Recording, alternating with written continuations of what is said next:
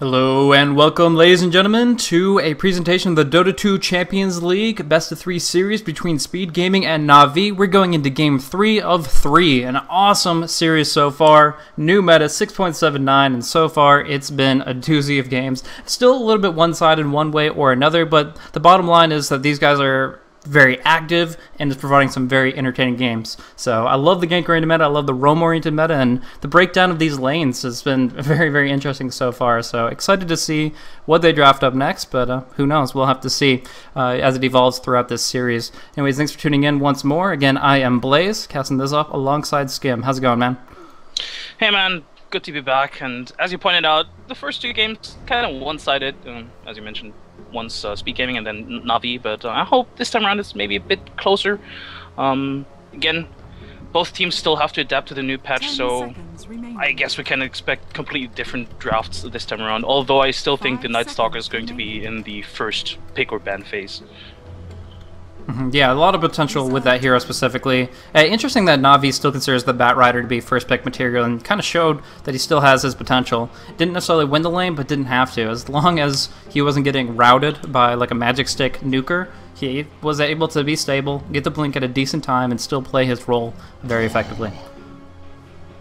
And Speed now taking out the Lich by themselves. Kind of interesting to see, because NaVi with first pick, maybe he's still picking up that Night Stalker, valuing him very high. I really don't think you want to play against that. I mean, I think Sing Sing tweeted out with like the vision change, it's just horrible to play against that. So NaVi have shown that they like to be flexible with that hero, because they've once put him up on an aggressive tri lane, and in the first game it was a dual lane, so I still think that can work.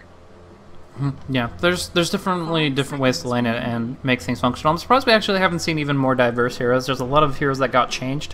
One hero support specifically that I thought would be very powerful would be a Lion, because of his Hex being, I think, the longest duration for an instant cast, and so that's a really, really big deal in my opinion. But still, there are other things about the hero that may or may not make him desirable. But for right now, the Night Stalker remains the consistent pick.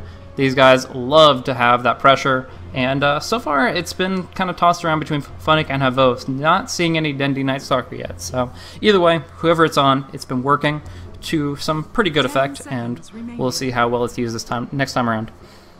Yeah, and NaVi, it's not like this is the hero that suddenly came out of the blue for them. I mean, NaVi, like 2 years ago, they picked Night Stalker constantly. They really used the hero to great effect with they balanced it around on Dendy, Havos, even at some point AA was playing it, so NaVi definitely know this hero, so I think this could be a first ban material in future matches, but right now NaVi still picking up. Speed Gaming have 2 heroes to pick up. Sadly, can't pick up the Clock. I think Clock is one of the best pickups against the Night Stalker, because he can kite him around really good with those cogs and the Battery Assault, so yeah, let's see what they're going to pick up.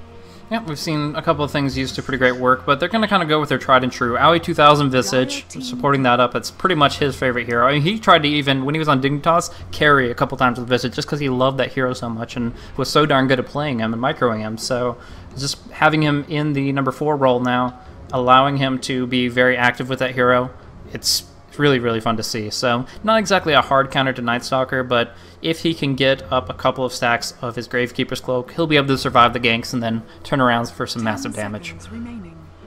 Yeah, and getting the Grave Chill up is also kind of nice to have. Just slow him down, drain his attack speed. So Speed Gaming go for the Chen, which is for the first time in this match not banned, so both teams value this hero very high, and both teams have players that can play him very well, and seeing as Speed Gaming have both Visage and Chen, it's most likely going to be Aoi on the Chen and Visage being played by Paladai. Sure.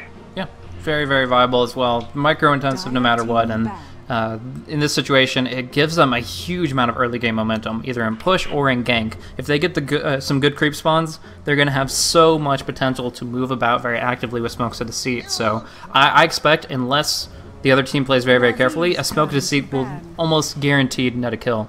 So that's a really, really important thing to consider. But NaVi has selected their core. Now we get to see what they're looking for supports for the most part, and maybe a single solo hero. Timbersaw, for example, has been banned out by Speed, but Puppey has pretty much an open pool. Yeah, and they can still rotate between having Night Stalker in the mid lane or in the carry positions. So it's going to be difficult for Speed Gaming, I feel, to actually direct their bans towards Dendi or Hobos, because, well, at this point, you can't really be sure who's going to play what. And I think going with the Timbersaw ban is a safe option here. Yeah, I mean, it's decent. It's just, in my opinion, that Kurokai and Puppey have such great potential on a few specific heroes that, for example, you don't want to go up against an Enchantress if you have your Chen. There's been so many games in the past where just because the Enchantress maxes Enchant, she's able to steal more Chen's creeps than he can persuade himself, and from there you actually kind of neuter that hero's potential a little bit. So if Puppey wanted to do that, he has that potential. It goes well with the push of Nature's Prophet, or they could just go for any of the other supports, because right now, like I said, the entire pool is open just about. Yeah, Nagasiren also still in the pool. Maybe she hasn't even been touched in the first 2 games. I guess the nerf to her was too strong. Riptide having a slightly smaller AoE and costing more mana, I think. So maybe the hero's not as viable as it used to be, because it used to be a first pick hero. Reserve time. Yeah. So I actually can't really justify the Nagasara not being picked up as much, other than them wanting to do things a little bit differently. She has great movement speed. She has great potential. She didn't get hit that hard in the patch, a little bit here and there, but really she still can control Roshan very effectively. She still can fight very actively. I honestly think that she's still a very high tier hero, and I don't think there's much reason to be avoiding her other than the fact that they want to try something new. Yeah, well, I think I just checked up. It's actually Ensnare that got his the mana cost increase, not Riptide. Sure. Could be a huge hit. I guess that's a lot to work around with in terms of well, managing your mana pool. If Speed Gaming didn't have Visage and Shen right now, I would say Nagasiren could be a good pickup against Night Stalker and Nature's Prophet. Just the Ensnare is really good to have against those mobile heroes. But yeah, Speed Gaming, they're looking to get those carries up. Maybe even carry Visage, who knows. Speed Gaming, one of these teams that just go with crazy pickups and strats. I mean, they are the ones that brought Spirit Breaker as a support in. They had, yeah, very different and crazy drafts throughout the whole last 3 months. So going with the Luna here, a really cool pickup with a lot of potential in the right situation. The Moonglaze will just kind of clear out the waves pretty easily against Nature's Prophet, but the most important change to note is the change to Moonglaze recently. It, I think, completely opened up this hero as far as potential. The Aghanim Scepter change is like, you know, here, I'll take it, but I really don't think it's going to make that much difference competitively. The Moonglaze, however, a completely different story. If you think of her going 1 versus 2 in like a jungle environment or anywhere where the creeps aren't going to be nearby, she's going to shred through people, not just with Eclipse, but with the glaives themselves, bouncing back and forth and just delivering so much damage. And it's a hero that can be played very effectively by Eternal Envy. Getting a couple of core items, just get a Yasha up, that's enough right-click damage, and suddenly you're in the mix of things. So I really do like that pick. I don't know if they needed to pick it this round, because I don't think Na'Vi would have prioritized it as highly, but nevertheless, very strong. I agree. The hero has become really strong, and with Chen, of course, makes for a great pushing lineup as of right now because of the aura and the glaives to just chew through these creep waves. So Luna, I think it's a good pickup, but as you mentioned, I'm also a bit I'm questioning this early pickup right now, because Na'Vi still can kind of pick against it, but maybe Speed Gaming just feels very safe and just want to secure the hero early on because they still have a lot more plans hiding in their pockets. Na'Vi once more, go with the Keeper of the Light. I think that's a good pickup, looking at this pushing lineup with Chen and Luna.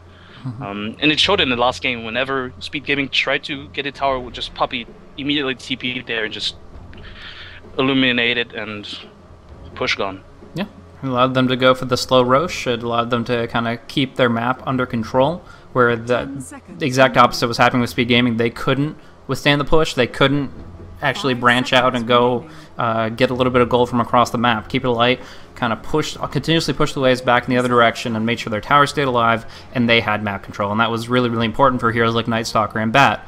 So, yep, Night Stalker probably going to try lane with him again and just spam out that void continuously with the Chakra magic. And that's going to help him for CS, help him for harassment. And on top of that, they could go for the Nyx Assassin, but Speed Gaming say otherwise. They say, we had enough of that tri-lane last time around, taking it from your fingertips. Nyx Assassin in the hands of Speed. But that does mean that they have what would be considered 3 supportive heroes, so most likely a Nyx Assassin on the mid lane. Yeah, I'm not sure with the recent nerf to the Nyx Assassin. I mean, it's nothing too big, I feel, especially for a competitive scene. I mean, now you can't really hit the Impale on the target, you have to hit it on the ground. But I don't know, it's going to be interesting to see how they're going to play around it. It's most likely going to be Nyx Assassin in the mid lane. I mean, people still argue about how Visage can be played in the mid lane as well, but I really don't see the viability of that, so... yeah, Nyx versus what looks to be Night Stalker at the moment. It's a matchup that doesn't really... It's not too bad for the Nyx Assassin. Melee versus melee, and Night Stalker, of course. Well, he can throw out this harassment. Ooh, nice. Well, scratch that, Viper. Yeah, I definitely think that Night Stalker was going to be in the tri-lane, so we were looking for something for Dendi to play. In this case, we're looking at Viper.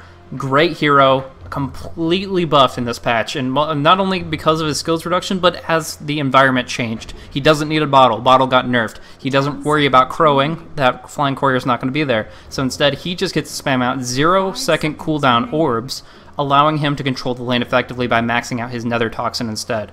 So I really look forward to this. It's not like a great counterpick versus the Nyx per se, but that means Nyx isn't going to go for a mana burn build because there's absolutely no point.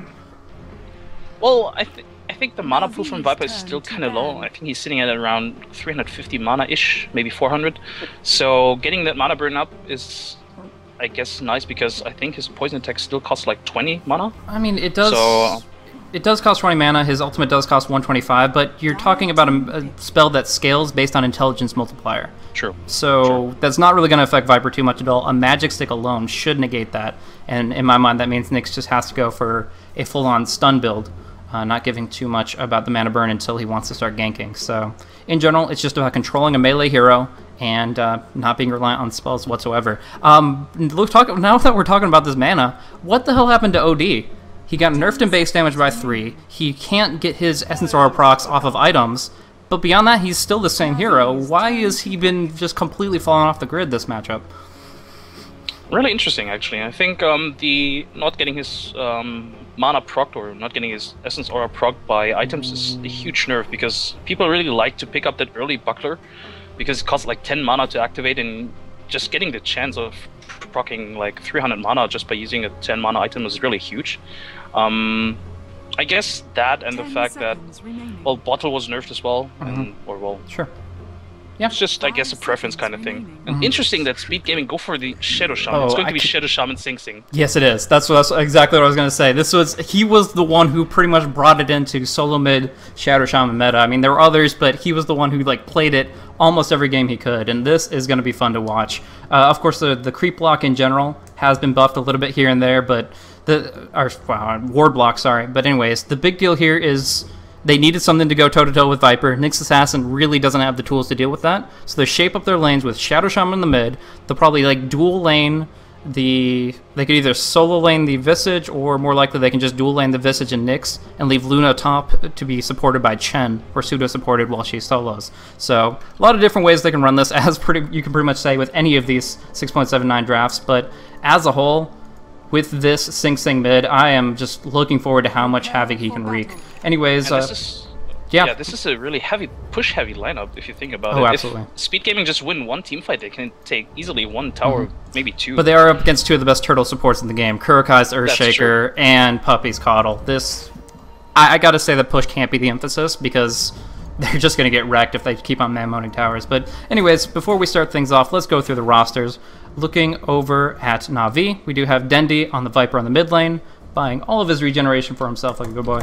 Kurokai is running that Earthshaker.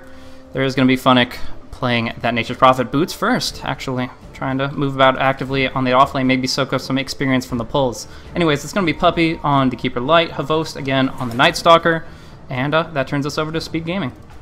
Yeah, on the offlane it's Bone 7 on this Nyx Assassin, and not usually an offlane hero you see, but, well, new patch, new meta. Sing Sing, as we mentioned, on the Shadow Shaman in mid lane. Aoi 2000 will handle this Chen in the jungle. Eternal Envy on the safe lane as the Luna, and he will be supported by Paladai on the Visage. Interesting matchups here. Real quick, just want to reiterate the thing that I said last game around, which is if you guys are looking for some chat, go over to Dota 2 Lounge. The match page for this matchup here does have a chat server that you can check out and get some nice back and forth, and totally deep, enthusiastic conversation about the matchup.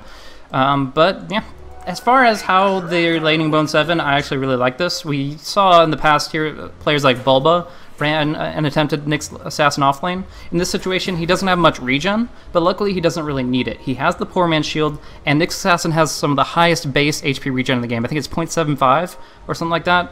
It's just really, he's able to sustain through a lot of harassment, and that's a really big deal. But for right now, Puppey with a double damage rune, actually going to be Carapace up immediately, and same with the Void. Holy crap, Bone 7 negating a lot right there, and yeah, he's sitting at 3.2. I don't know where my numbers came from, but yeah, 3.2 HP regen at level 1 without using a Tango, so I think he'll be A-okay down there, and that means the eyes are on the mid and top lane. Yeah, I think, well, although mid lane, well, I guess Sing Sing, if he missteps just once, I think Dandy could easily kill him because, of course, Shadow Shaman is one of these really squishy heroes. He's also rather slow. I mean, 285, that's like nothing, basically. So if Dandy just of course, Dandy is not the fastest hero himself. He's actually at the same movement speed, but if he just gets one slow off, I think he can easily walk Sing Sing down if Sing Sing is not careful. So mid lane definitely, with a rotation from out 2000, could be spiced up very easily. Yeah, most definitely. And I think the regen I was talking about was like base 2.5 instead, but that it does mean that Nyx Assassin will be able to sustain very effectively, and Puppey's, until he's like level 3 or 4, won't be able to actually zone him out of the lane. Solo experience for Nyx Assassin, equivocated with that of Havost, he actually feels pretty confident about that matchup, and as you were saying, meanwhile the top lane is completely in favor of Speed Gaming, and Luna just keeps to go, is allowed to go pretty much whatever she wants. So Eternal Envy gonna come out into the mid game with a lot of fighting items, just raw damage or durability to stay in the action. But meanwhile, Dendy doing some nice orb walking on mid, but for the most part negating the aggro of the tower. But here comes Visage to try to turn things around right here. The Ether Shock comes across, but that's not enough mana for Shackle. It means Pilotai's auto attacks alone have to finish this, but the salve keeps Dendy alive, and now Pilotai dives deep, gets blocked in by the creep wave. What is he doing? He might get the kill here. Yes, he does get first blood and immediately falls after the fact. So this was still a favorable thing for Speed Gaming. Visage gets the experience, and Dendy does not, as well as they get the first blood. But it was so dangerous because in moving in that tree line, he guaranteed was going to die at the end of that exchange. Yeah, and Dendy tried to go for a cute play here and eat his way out, I think, and then he decided, okay, I can also turn around and just hit him. Too bad it didn't work out, but this gives Speed Gaming an edge here in this mid lane. I mean, Sing Sing, he did even get the assist gold for that kill, so that's definitely huge for him, I think. Yeah, dude, and he has the level advantage now, of course. Completely changes the momentum. And I gotta say, one thing about the skill build that I think kind of changed the results of that was he went 2 points in poison attack when there's not that much incentive to do so anymore. Now, actually, Visage is back, has the soul assumption. No, actually, he doesn't have any souls racking up just yet. Gonna try to use it right here. Dendy will survive with 14 HP. So very, very close indeed, but Pilotai just forcing Dendy back with the regeneration, not actually bringing him down. Oh, attempting to, multiple times over. But anyways, as I was saying, the skill build, not going for 2 points in poison attack, which, yes, it does increase the slow. It allows you to, if you catch your opponent out of position, kill him, like you were saying, because not much movement speed on the Shadow Shaman. But the bottom line is, in that position, he was up against a, like, 20% HP Vistage, and that second point of Nether Toxin actually probably would have turned that chain of events entirely, so it's a different build-up than what I expected, and in that case, it didn't pay off for him. Yeah, I think one point in Nether Corrosive Skin also could have worked out. Sure. Which he just skilled up before he got attacked from the Visage. So if he hadn't skilled that one up, I think he would have gone down to the Visage nuke. And looks like Pilotai and Aoi 2000 are looking for a gank here, but they won't fight Funnick because he just rotated back to the base. So he is safe and sound from the bottom lane, teleporting the tier 2 to try to get some experience off this creep wave and hopefully deny the tower or the push, but it seems very difficult unless we get a Puppey rotation because there's not really many tools in Funnick's arsenal to prevent this. But either way, he is going to be sitting around for the next creep wave, and at least he didn't get picked off with that smoke gank, which is a pretty big deal. Yep, and then he decided to go for a bottle after all. So just go for the rune control, and he's looking now for Sing Sing. This is really aggressive from Dandy. Yeah, trying to just try to get a pick off, but meanwhile they're losing towers up top lane. Tier 1 does drop down, and that's a lot of cash. for Speed Gaming to kind of just start going, not 5-man Dota yet, but I could easily see it in about 7 or 8 minutes time. So what do you think about the build-up? You're talking about the bottle, you're looking at the 3 points in poison attack. Do you think that's all worth it to go the kind of the classic Viper build? Not sure. I guess going for poison attack has its benefits, but I think against this lineup I would have maybe even preferred even 2 points in corrosive skin. There's so much nuke power coming out from the enemies, with of course the Soul Assumption and Shadow Shaman, and even Bone 7 with his Impale and Mana Burn if he wants to come in and rotate. So I think maybe a more defensive build could have been nice, but he was ganked only twice, so maybe it's paying off right now.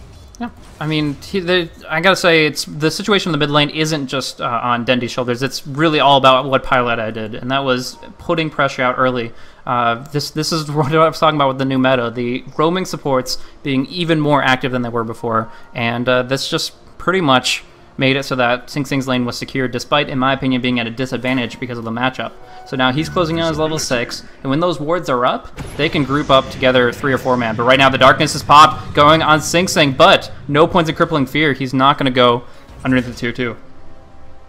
Great awareness from Speed Gaming. Uh-oh, maybe this... Oh, the Sentry Ward comes down right on top of Kurokai. Not going to get the Fisher block. Instead, slowed. Visage trying to run. Doesn't get the opportunity, and that's going to be 1 kill. Sing Sing going for the Courier instead. Got level 6. Not going to drop it for the Courier alone. He drops it right next to Dendy, doing a lot of damage there, but now he should fall. Trying to turn around on Hevos. He's taken some damage, but they're not microed to finish him off. So instead, the Courier lives to fall for that of Speed Gaming, putting a lot of points on the board for NaVi. Once more, great awareness from Speed Gaming with that sentry, but sadly it was just Aoi and Sing Sing, and again, Speed Gaming have a very, very squishy lineup so far. Even Luna, the carry, is really squishy before she gets BKB, so technically everyone here can easily burst it down with a Fisher, Void, and 1 red click. So yeah, even though they had the vision there, they just couldn't stand a chance against the Fisher. Yeah, I think the biggest issue was that they didn't get any TP rotations. I mean, they were so deep. Luna, even though she didn't have her 4th point in Lucent Beam at the time, still could have done a lot with just the level 6 Eclipse. So I really feel that if they had gotten a rotation immediately from Eternal Envy, they could have punished that a lot more significantly than they did. True, and I'm really surprised that he didn't, because I know that Eternal Envy is one of these carries that, like, 3 minutes in, he already has a TP scroll, because he knows that how important it can be when a carry rotates in. So, yeah, 1 rotation could have changed the whole engagement, but it's 3-1 for NaVi. Exactly. It's kind of shoulda, woulda, coulda, but in this situation, Eternal Envy is farming nicely, topping out at 56 CS, putting some pressure out on Funnick, and he will have that Helm of the Dominator, and later on, just some good raw agility items, most likely. But in the meantime, the rune control is in favor of NaVi. The pressure on the mid lane has to this point been in favor of them as well, but now they do have some great wards up from the Dire. Recalling, and looks like yeah, someone's getting recalled, and looks like they want to go for something on the bottom lane here on Bone 7. Bone 7 though, he's level 5 already, just soaking up so much XP down here because of the new creep equilibrium, and of course the fact that they can't really kill him with just these 2 heroes, I feel. But yeah, nah, they're not going for it. Actually, Kuroki is rotating back. Trying to make something he's happen. Just picking up arcane boots. Oh, this could be bad for him though. He just got baited into the Roche pit. The best he can do is suicide to Roche right here. There's so much disable for him. They start. Oh, they missed the Impale. It's not a point and click anymore. It's a skill shot. But I think the Hex is still going to be enough. Final damage comes through with the Soul Assumption. Right clicks and Nyx claims the kill. Actually, moving to Roche now. They have the Dark Troll Summoner. They get 1 corpse and suddenly they have a huge potential to tank this up and finish it off quickly. Yeah, they have 3 Chen creeps and of course the Shadow Shaman wards, and this is just easy Roshan. And NaVi not really a lineup they can really easily contest this with, especially with Kuroki being back at base after having died. So this should be an easy Roshan. Not that NaVi knows about it anyway, because again they don't really have any vision up here. Who do you give the Aegis is my question. They're leaving it on the ground for the moment. They don't have a sentry down, but I guess there's no chance for the Invis. Is it Sing Sing Aegis? Yeah, I believe so. Yeah. Just obviously, you wouldn't just assume that, so I guess they just have a little bit of a debate on Skype or something before they actually made that call. Yeah, it really felt like it. It's like Sing Sing, he didn't really expect to get the Aegis, but... Oh, the skill shot again for Bone 7. He's not used to it. He keeps on clicking on the hero, and then the hero moves, and it targets the Vector instead. So that's actually punished him twice over, but only missed 1 kill as a result. And actually, I don't think they would have had a kill there because there is still that phase boots and darkness Oh, available. wow, nice Fisher. Oh yeah, Fisher on mid lane. They already recall in Havos, who pops the darkness and bursts down Sing Sing, Aegis on the ground, and they can finish him off right here. They have so much slow. They have the ulti from the Viper. They're not going to even use it. Just the right clicks are there, but here comes that Eclipse. Big damage on Havos. He almost gets dropped, but he's still alive. There's the Soul Assumption to finish him off. Dendi in a bad spot, netted by the Troll Summoner. And actually, no, Visage did fall in the end to the damage over time, so a lot of damage from both Visage and the Viper, but in the end, it is a 3 for 2. Yeah, Dendi with that corrosive skin is really tanky, even though he's just got it on level 1. He has treads as well, so he took a lot of nuke damage from the Eclipse, from Visage as well, but he withstood everything, and I gotta say, NaVi, with more and more items, Visage and Nightstalker are just going to get tankier and tankier, and the lineup from Speed Gaming currently only consists of Magic Burst. Yeah. The big thing that they need to focus on is keeping Chen alive and having the mana to use all his abilities. He only recently picked up the Mechanism. Now he has both that and Hand of God in a team fight, and he needs to use those before he gets picked off. If he can manage that, I think they'll be in better shape, but right now they're just so far behind. Also, I want to mention that they lost the Aegis moments after getting it, so that was not just 3 kills, that was an Aegis the Immortal down as well. Yeah, that's just again because these heroes are really squishy. I mean, Sing Sing, he just went down to Fisher and then Illuminate and 2 nukes from Dendi. So, are they going for a wrap round here? Yeah, They might be able to get something here. Yeah, actually they're going to go on the mid lane. Going to be revealed by the tower, but I don't think that Dendi and Kurokai can both get out of here. Maybe one, maybe the other, but a haste rune on Sing Sing says otherwise. He gets the Hex, looking for the Shackle, actually gets fogged out, so they just burst down the Earthshaker, and only now do they get in range of Dendi, who is going to get hit by the familiar stuns ×2, and that's going to be his death. A really good rotation coming out from Speed Gaming, and this is just once more because NaVi lack vision. Do they have even one? No, they don't even have one ward up. They're just like, ah, screw this. We are not going to put up a ward. And Speed Gaming, they know how important smokes are these days. So. Well, that's one thing is the smoking is so active that it's almost like the wards don't matter to some extent unless you can actually get this vision on that smoke. Actually, Kurokai getting bursted hard, disabled twice over. They pop the wards for the tower, and that is another great kill for them, guaranteeing a tier 1, guaranteeing a kill advantage at 7-6. So they're in a great position here. And yeah, as like you're saying, the supports, they haven't contributed as much. Right now, Puppey is almost to his Mechanism. He has been farming away, has found himself to be level 8, only 12.5 minutes in the game, which is pretty great for a what I would consider number 5, even though he farms more rapidly than that. But yeah, no, he has gotten levels, he has gotten gold, but we don't see it on as far as map awareness. We don't see it as far as map control. Yeah, they finally put down a sentry, which was kind of a bit too late. But I hope that they really get that vision up, because even though they have a Night Stalker, even at nighttime, these heroes are going to have lots of troubles, especially if Speed Gaming decide to go for yet another smoke. Looking at the net worth, Luna of course topping that one. She's been involved in 2 tower pushes now. And yeah, again, Speed Gaming wants more smoke. They just can't get enough of that stuff. Columatics or what have you, but they are using these towers as bait very, very effectively. All NaVi wants is a tower, but they're not going to get it without a fight, and here it comes. Starting off, the Dark Troll Summoner gets the net onto Funnick. There's a great Fissure to split up the fight, though. Here comes Luna on the back end. Burst hard on Funnick. Nature Prophet already dead and can't get back into this. Now Dendi locked down with the Shackles. Lucid Beam right clicks. They finish him off, and Havos is going to go in retreat. A nice Echo Slam, but countered by that Hand of God. They only pick up the Nyx Assassin. Here comes that Eclipse going across and bursting down that Earthshaker. Looking for one more. Looking for Puppey. His movement speed might be just a little bit too much to catch, though. And actually, there is still Havos on the back end. Gets hexed up. Shackles will fly, and that should be the kill of Havos, since they did commit the Serpent Wards right here. Oh, some uphill misses the Urn, and he has that movement speed advantage to get recalled out in a moment.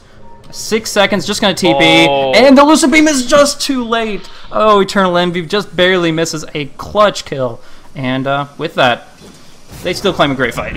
It doesn't really change the fact that they immensely came out on top for that, and you even could deny the tier 1 mid if Aoi notices it. There it goes.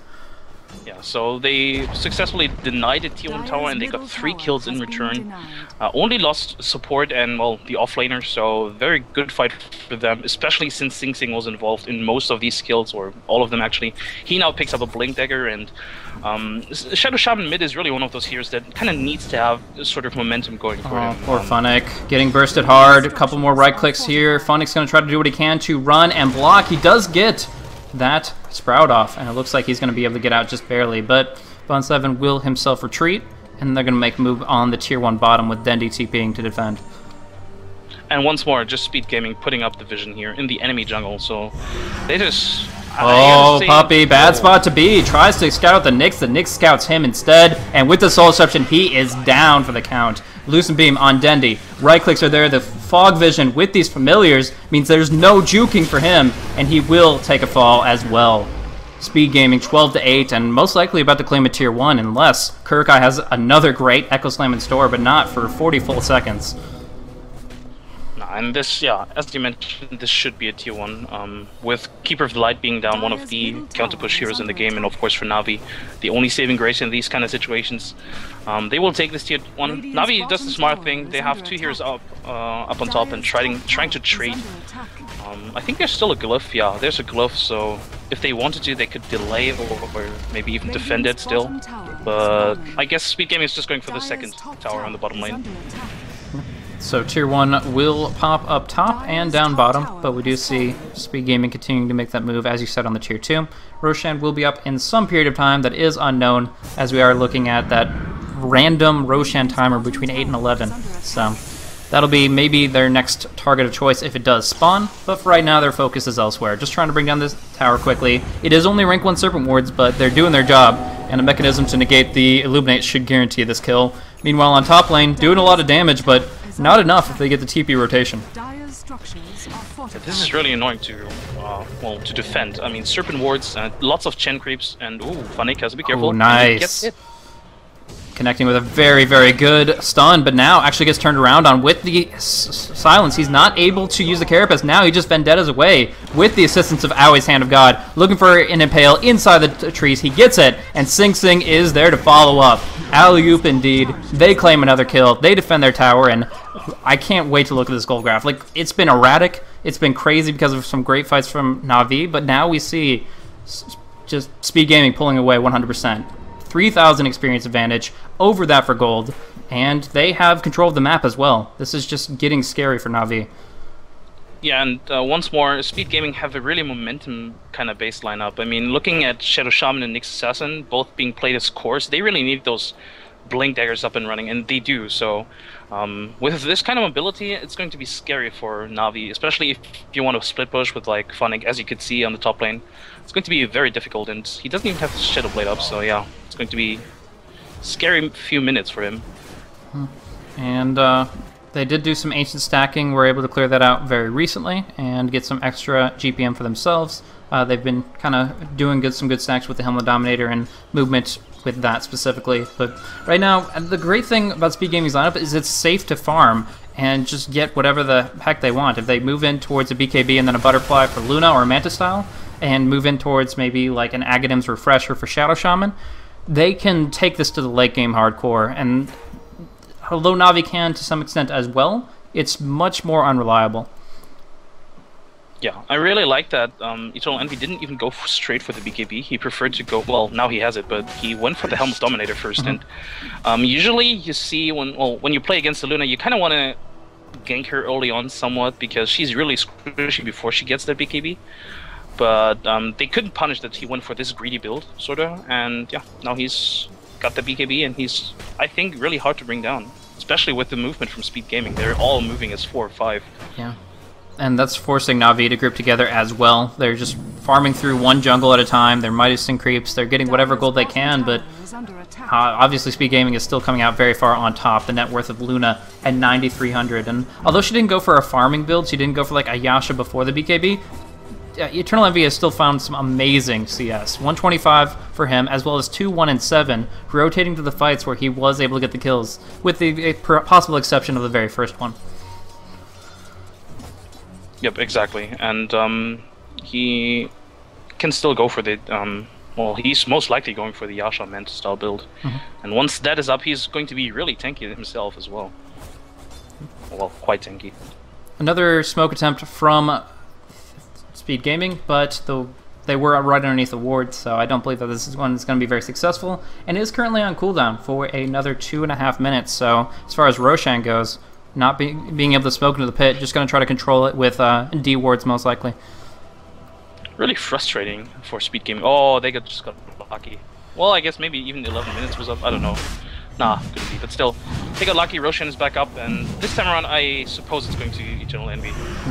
No, actually, I think the look was on the other end. It was a little bit before 12 minutes, so this was probably within the 8 to 9 minute respawn, which is a lot earlier than 6.78 Roshas. So worked out for them pretty nicely. They're going to claim another Roshan. We'll see what they can do with this Aegis Immortal, now picked up by Luna. And even though Navi saw that they entered the Rosh pit, they really couldn't enter. They were too far away. They would have had to TP down there, and well, Speed Gaming taking most of Navi's outer towers. Oh, next assassin. They don't have any vision. They don't have any detection either. Oh, this is going to mean he's going to carry us in front of it, and he illuminates himself, bursting him down. Puppy's out of mana on only 300 HP. They do get the stun on Bone 7, but here comes the cavalry jumping in. A nice Echo Slam, but here's a great War Trap on Funnick. He is certainly dead. Kurokai turned into a chicken and getting drained slowly by those shackles. Puppy juking away from some familiars, and Kurokai actually going to TP away with all these disables exhausted. So in the end, it's only a 1-for-1, despite some cheeky maneuvering from Speed Gaming. Yeah, in the mid lane, 2 BKBs activated already. Yeah, Pavos trying to run away from this position. Test of Faith active on Luna, will just barely get away with sub 20 HP, and Aoi goes for the TP away. Nothing claimed for Dendi or Havost here, and like you said, they both popped their BKBs in that exchange. Yeah, and somehow this messy fight, or these 2 messy fights, only had 2 casualties because everyone was able to TP away, as you mentioned, top lane. So, well, in the end, I'd still say good fight for Speed Gaming. They did force out 2 BKB charges, and they only lost the Nyx, which at this point is not that big of a deal. So Nyx is scouting things up. They have the familiars to do a little bit of that work as well, and Luna looks like she wants to engage. Like I said, jungle engagements are her thing. All the creep wave means Echo Slams are worse, and the Eclipses and the bounces are going to be a lot better. But for right now, they do lose they do lose the opportunity to bring down tier 2 mid that was taken out by Puppy, who I am amazed survived that last fight. He started off by illuminating himself for almost max damage. He got hit by the Vendetta. It was such a great initiation from Bone 7, but Puppy had the magic wand and he wasn't their focus, so he was able to slip through their fingers. But anyways, yeah, now he has a Geometry Side mechanism, and he's going to try to turn things around pretty effectively. And look at Eternal Envy just cleaning up on this bottom lane. And he has the Meta Style. Actually, no, it's not the Meta Style. Nope. I thought it was a Meta Style, but it's just an Illusion Rune. Still, he should have the Meta Style fairly soon. And once that is up, I think Speed Gaming is going to group up again and just push down the top lane. Yep. Well, they're actually already doing that. It's going to be scary, though. If they don't do it fast or very gradually, they're going to have a problem. Because if they wait just 10 more seconds and they try to rush it, at that point they're going to be clustered up into a Blink Echo. It's only a rank 1 Blink Echo, but we've already seen how effective those can be. And it is going to be very scary for Speed Gaming. So they don't see this coming. Havost wants to start things off with the Void. Slows down Pilot Head, but instead there's a turnaround with all the units of the Chen. Havost instead pops his BKB and mans up. But Medallion is active and he's taking a lot of physical damage. It looks like they're not going to take the bait. They're going to just let him walk away with his BKB on CD. And Speed Gaming have exhausted nothing in this exchange. I think this was a bit of a communication issue for... Oh, Funnick is going to snap the career. Really? Okay. Yeah, TPing behind enemy lines, finds a Flying Courier, and is able to Shadow Blade out of dodge. Yeah, but yeah, I think that was a bit of a communication issue between Navi, because Havost...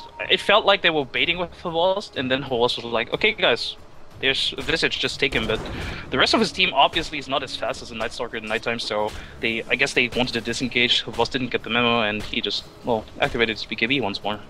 Well, there we go. That is dropping down to 8 seconds now. Popping that pretty prematurely in most of the engagements. I think it was necessary in at least one of those, because otherwise he would have just gotten shredded by Visage plus Chen minions specifically. But I don't know. It's just, in that situation, they got absolutely nothing out of it, and they're already trailing. So we'll see. Right now, 4,000 gold advantage for Speed Gaming, about 2,000 in experience. So at least Navi have a good chance to rebound. But right now, they have to do so with some great initiation. Yeah, and looking at the items on the Radiant side, Navi, Denny opting for the Aghanim Scepter, which is going to make his ultimate so much stronger, and I think he can basically spam it. Not sure what the cooldown right now is, but yeah, cooldown 12 seconds, that's basically nothing. And Revol's actually not going for the Aghanims as well, he's instead opting for what it looks like Heaven's Halberd, which makes a lot of sense. Yeah, I mean, it's definitely great for survivability. It just allows them to actually get in the midst of the fray and do something to Luna for BKBs on cooldown. But one big thing to consider is the fact that they really aren't getting too much out of that Aghanim Scepter Viper Strike, in my opinion. I mean, it's a great item, it's core on him because it gives him so much survivability and that spam, but who's he stopping from auto-attacking with that slow? He's not really, you have to be winning the fight in order for a slow to be beneficial in chasing. Instead, it's usually used in kiting, but I mean, Luna still has a decent attack range. She still has 330, and that will be bouncing all over the place from whoever her primary target is. So, unless they have perfect positioning and they get the Viper Strike on Luna, I don't think it's going to be that consequential as a slow specifically. Yeah, but you have to also consider that the cast range is going to be improved a lot. I mean, so far it's... I'm not sure what the cast range right now is, but it's going to be 900. I think the cast range right now is 600, so they can engage with it a lot easier. And being able to spam it out on all those squishy supports, I think is going to be very valuable. And Bone 7 has to be really careful because they have a gem here on someone, I think.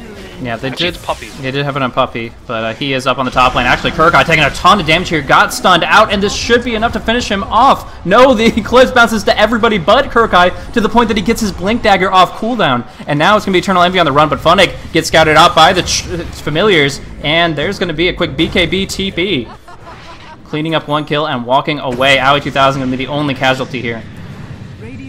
Yeah, that was... I gotta say, Envy is... Oh, actually, down the bottom lane, still Dendi.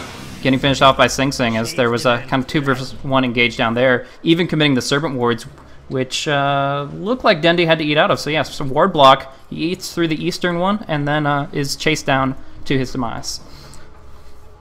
But yeah, Envy probably cursing the RNG gods, because how did that Eclipse not even touch Kuroki? I mean, yeah. Obviously there were a few creeps here and there, but still, it should have bounced at least once on Kuroki. It's a level 3 ultimate, yeah. So. Poor Eternal Envy. They did lose Aoi 2000 because of that, I think, because Kuroki was able to still stun Aoi before he was TPing out, so... Sure. Very unfortunate. Yeah, I definitely agree with you there. It was a very close call, but in that situation, randomness, it most likely, in most situations, most games, would have put the blink on CD and immediately finished him off with something like a Lucent Beam or a couple auto attacks. So, close call, but... Kurokai thanking his stars as he is able to make a little bit more impact on the fight, and maybe they can still make a comeback. But I do want to go back to my previous point just a little bit. I don't want to turn it into this whole derailment, but in my opinion, the big limitation for Navi is they're not winning fights from the beginning. They have the potential to sustain win with the Viper and with the Keeper of the Light, or they have the potential to win it really, really early with a Blink Earthshaker. But as far as in the middle area where the slows and chasing potential is most effective, I really don't think we're seeing that just yet. So it may pay off, but for right now, I feel that they need a little bit more emphasis on damage in order to make things work for them. Yeah, and it looks like Navi is, well, feels comfortable in taking this somewhat late, because looking at how they're playing this, they're just farming all over the map. Sure. And as soon as someone TPs out, he gets almost immediately recalled when they feel that he could be ganked. So they're really making use of this Keeper of the Light. And looking at the gold graph, I mean, Navi is really pulling it back, even though there hasn't been that big of an engagement in these past 2 minutes. So Navi just, in terms of gold, they're really doing a great job in farming, because looking at Speed Gaming, they're almost always sticking around. It's 304. It's 304, so not really making that much going in terms of economic advantage. Alright, Puppy's Geometry Strike not in range. They're going to get Night Stalker here with a lot of Lucent action, forcing the BKB. Pop in the Darkness gets some movement speed, attack speed, but the wards are separating the fight. Havos gets a lucky bash on Bone 7, but even then it's only Nyx killing. On the front line, we see Luna doing so much more damage. They're actually able to bring down the Night Stalker. Havos buys back to get recalled in, but The damage is done. Kurokai does not have the potential to get a good echo off. But they do clean up one more. Visage will fall. Havos can't pursue underneath the tower. Kurokai lives. So buyback actually pretty crucial there, and it looks like that actually paid off for them quite nicely. And yeah, they also got another gem, a second one, which Aoi dropped. So if they just wait out... Bone 7 getting picked off. Not a good position for him to be in. And Havos getting the Void and then that bash. We're going to see one stone form to pull him out of there, but not really going the way of Speed Gaming for that engagement. Now we see the tower getting pushed down very, very quickly, and this really opens up brand new doors for Na'Vi. We've seen them come back from much more dire situations than this, and I really do believe they have the potential with that fight, on the backbone of that fight, to move forward and take this game. So we'll see, but right now they still have a lot of ground to recover, even though the gold is in their favor for the first time this game. Yeah, and experience is about to go into their favor as well, looking at that. So Na'Vi really taking the last outer tower now from Speed Gaming, and I think with that they might be able to secure a lot of map control. They have 2 gems. Oh, re-engagement. Oh, Kurokai getting bursted hard. Great soul assumption. Moving out. Luna using the BKB, popping the stuns, and Puppey falls as well. That is going to be a 2-0. The only thing we're looking at is the Nature's Prophet claiming the tower. And I believe Roche, yeah, they know it because of the Ogre, and now getting a little bit of armor. They're going to be able to bring this down very, very quickly. But the issue is for Speed Gaming, even if they take the Aegis, they can't. I don't really think they can take high ground against Illuminate and the potential Blink and Echo Slam from Kuroki. How do you take high ground with that? The best thing you can do is try to get vision, maybe with familiars, maybe with something else like the Chen Creeps man-moding up the high ground. Once you get vision, you can blink, and you can get any spell on Earthshaker. You can Shadow Shaman can jump in, hex him, Ether Shock him, anything to put his blink on cooldown. From there, if they do what they just did on the mid lane when they go high ground, that will guarantee them the fight, in my opinion. If they don't have to worry about Echo Slam, they shouldn't have to worry about anything else. The problem is getting to the high ground in the first place, because Puppey has that sustained counter push, and really, there's nothing stopping them from just clearing wave after wave until a Pipe of Insight is on the board. Exactly, and it doesn't really look like a pipe is going to be there anytime soon. Looking at any of these heroes, nobody's really building towards it, so I think that's really going to be a big issue, unless they win a big team fight outside the base where nobody can buy back. And if you think about the new buyback mechanisms, we haven't even talked about that, but it hasn't been an issue so far anyway. Not too much. Actually, Havos, he did use his buyback, so if he dies once more this time around, he's going to be dead for a long time. It's true. Very true. Yeah, he didn't really suffer too much from the unreliable gold loss because they didn't have any time to farm, but they will, of course, have to deal with it eventually. His death timer will catch up with him, and that's going to be a long time without one of their most important heroes. Yep, but yeah, the point I was making is that nobody's building towards that pipe, and as long as they don't win a fight outside the base, it's going to be, as we talked about, really difficult to breach high ground. Yeah, but they do have Spike Carapace, they do have Blink Initiation, they still have a couple of ways they can make it work, they just have to catch Na'Vi off guard. Yeah, but it's going to be even more difficult now that Kuroki has picked up a Force Staff.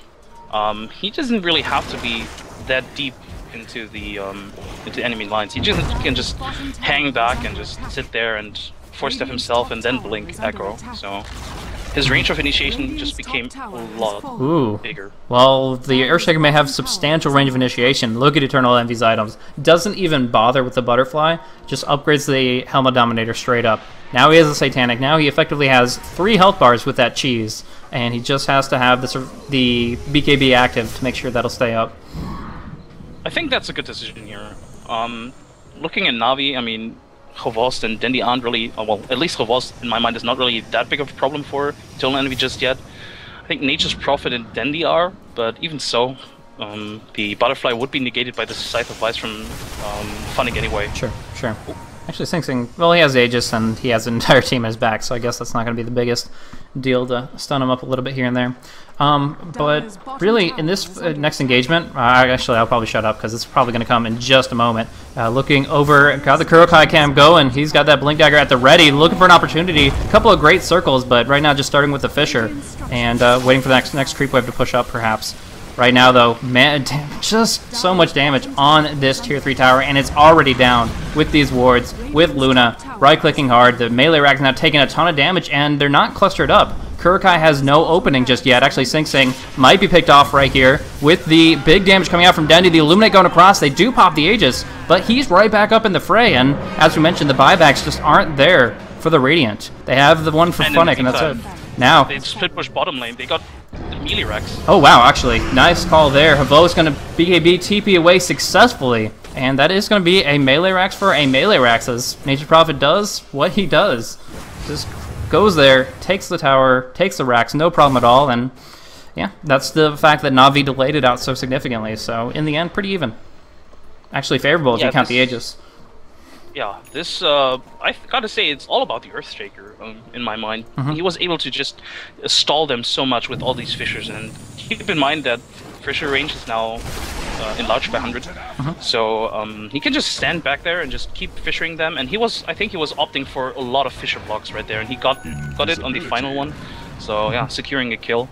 And this is going to be only getting tougher and tougher for Speed Gaming, because looking at Funnick, he now has BKB as well, so he will be able to split push like a beast. Yeah, absolutely. I mean, we're already seeing that at work. The Rat Dota is pretty much... They have two ways to win this. A perfect team fight or some really solid Rat Dota. And right now, Funnick, that's his middle name. He's moving, he's farming, actually in a bit of an aggressive position. But as far as Gems of True Sight, actually Bone 7 does have one. Where's Bone 7? He sees him, I believe. There it is. The stun misses, though, and now the BKB pops. He does not have a TP scroll. He's just going to go for the right clicks, and he has enough damage to bring down Bone, perhaps. Oh, there's going to be a mechanism. He's trapped inside the wards. He's netted by the summoner, and that is going to be his death. That is a huge kill for them. He doesn't have money for buyback. They're going to blink. They're going to stun. They're going to disable Havos. He has the BKB, but he doesn't get the chance to use it. Now 200 HP, 80 HP. The last right click goes through. Kurokai barely TPing away, getting recalled back to the front lines to counter push, but that was so good for Speed Gaming. That was really good. And it was just, I gotta say, it was aggressive position from Funnick. Like, he didn't need to be there. It was an unforced aggressive play. Especially since they didn't have any vision into the enemy jungle. I mean, when you TP in like that, that's just like screaming to get killed. But also, I gotta say, really great individual play by Speed Gaming. I mean, not Envy. Sing Sing got a ward trap off on a BKB hero, so he had to target the ground. And with the new wards, even, I think it's gotten a bit harder. So, great play. And this is the team fight I was talking about. They had to look for. Yeah. I actually think the ward trap is not, I wouldn't call it a given, but it is a lot easier with the current setup. If you actually look at it, there's a hole in the middle. It's designed to ward trap.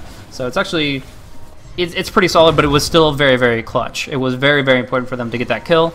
And now, yeah, this is time that they're not worrying about their bottom lane getting pushed up. That's time where they're farming themselves and moving into that next tier of items. And it was also the first BKB charge from Funnick, so his BKB is also down to 9 seconds. Havos even is down to 4 seconds. So in the future teamfights, this could be troublesome because Havos likes to be aggressive, and only 4 seconds left on that BKB is not very much room to play around with.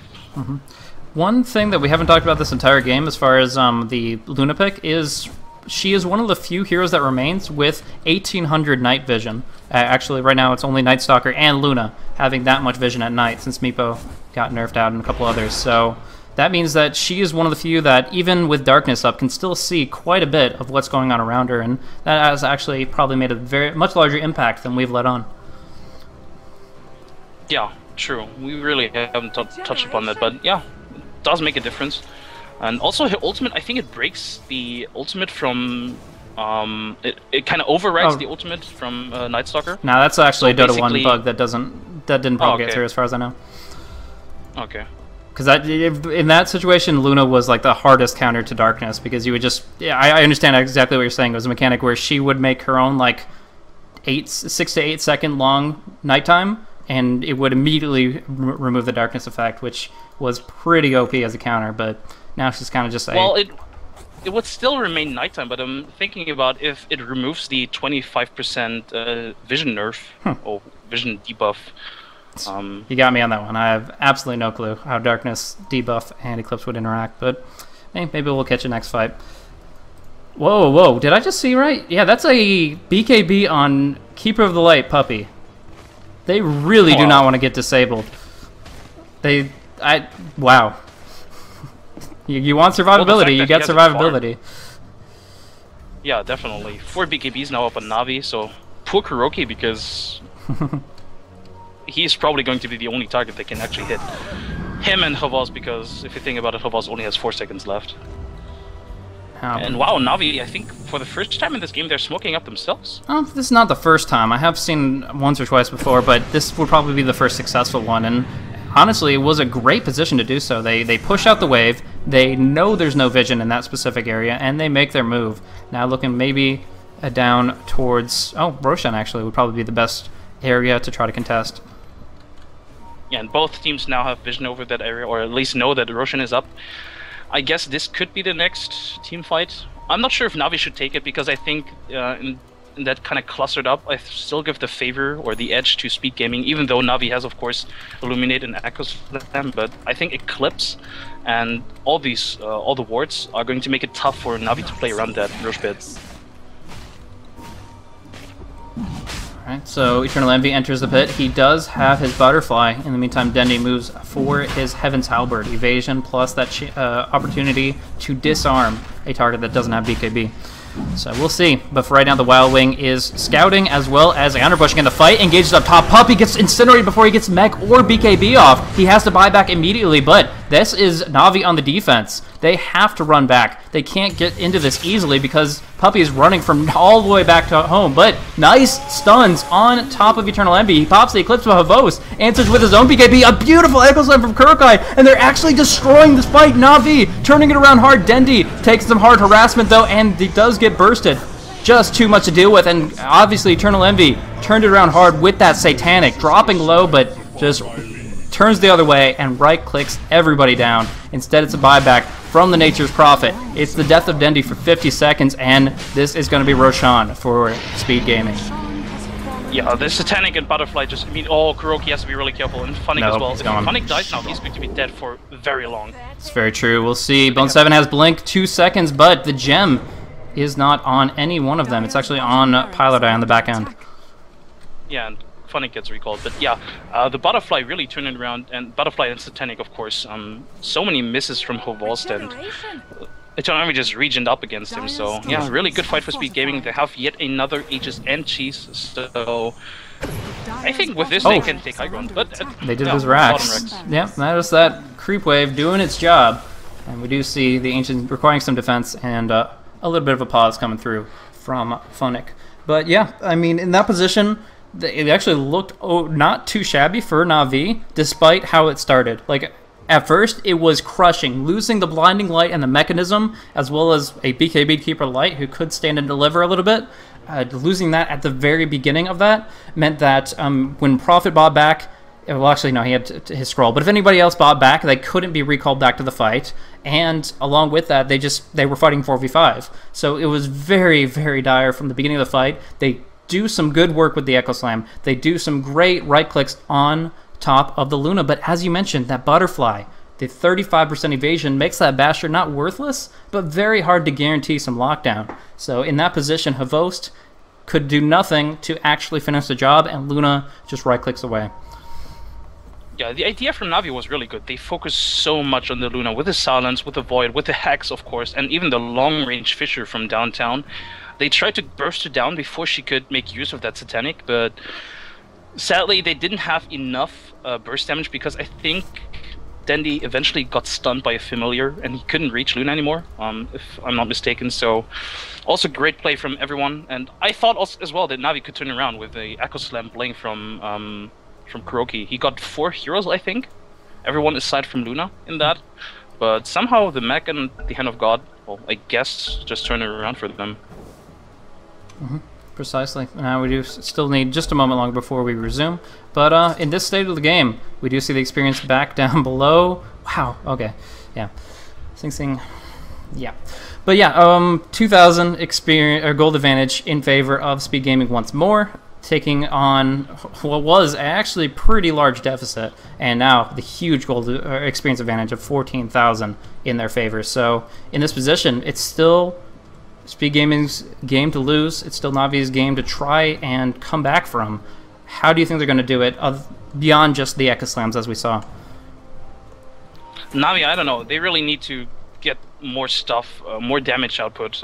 They ideally even get the Abyssal Blade on Hvost, because if they can shut down Luna, the team fight from Speed Gaming is going to be non-existent almost, because aside from Luna, nobody's really dealing any damage, well, any physical damage anyway. And but looking how well Luna also has the Aegis right now, and of course Satanic up and running, it's going to be really tough to burst her down or to bring her down. Real quick, do see a very cool little pickup from the Chen, picking up a Diffusal Blade. What are they looking to dispel specifically? Because there are quite a few options. You can dispel the Blinding Light. You can... I don't think you can dispel Hex, can you? I feel like I should know that, but my mind's blanking on me right now. I'm googling it right now. I think someone said it, that Scythe of Ice can be purged. I've never tried it, to be honest. But I mean, I know that at one point it couldn't, and then I believe they changed that. But I, for some reason, not. It can be purged. Okay, cool. It can be purged. So that's a pretty big deal. And yeah, there's just a lot of potential for them to keep Luna fighting, and that's the big deal, because you only get one Manta, you only get one BKB. If there is a cripple, if there is a Hex, if there's a Blinding Light that she has not taken care of herself with her own items, that's where Eternal IO2000's got your back. Actually, Hvost has to pop BKB in a bad position here. Fully defensive BKB. It's only 4 seconds now, so it is going to be back up in 45, but wow, just going out in no man's land.